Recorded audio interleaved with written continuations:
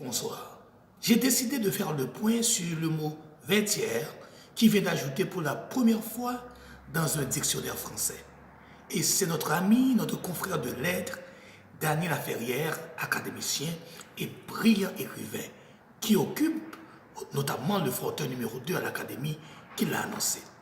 Il a dit qu'il a fait rentrer vertière dans un dictionnaire français pour la première fois. Oui, mon ami et confrère Dany Laferrière a grandement contribué à cette belle victoire. Comme plusieurs autres Haïtiens et amis d'Haïti, moi, Uxanon, j'ai grandement contribué à cette grande victoire.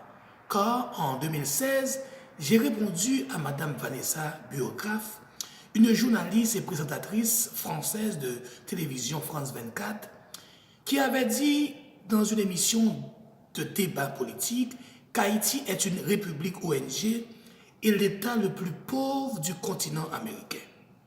J'ai dû dire à cette journaliste que si Haïti est aujourd'hui une république des ONG et l'État le plus pauvre du continent américain et peut-être dans le monde, eh bien, la France n'est pas si innocente en ce qui concerne la situation désastreuse et pitoyable auquel Haïti fait face ce moment.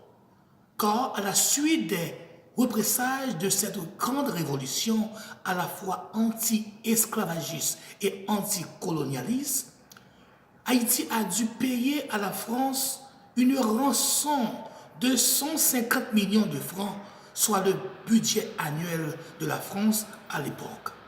J'ai aussi ajouté qu'après de nombreuses recherches effectuées, j'ai réalisé que pour la France, la bataille de Vertières n'a jamais eu lieu.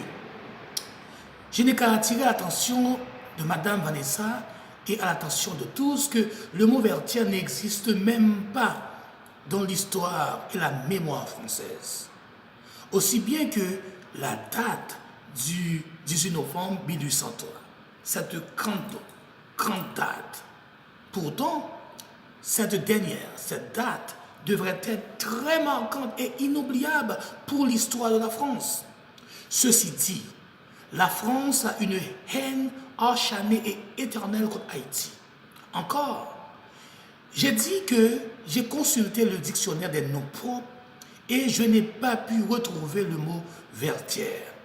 Alors, je peux en déduire que pour la France et les Français, la bataille de Vertières, cette puissante guerre qui a rendu libre la première République noire, est une histoire scandaleuse qui doit être effacée, car l'armée la plus puissante de l'époque a été vaincue par une troupe d'anciens esclaves qui, selon eux, ne devraient jamais être appelés citoyens. Alors, la France doit masquer ce fait historique dans son histoire.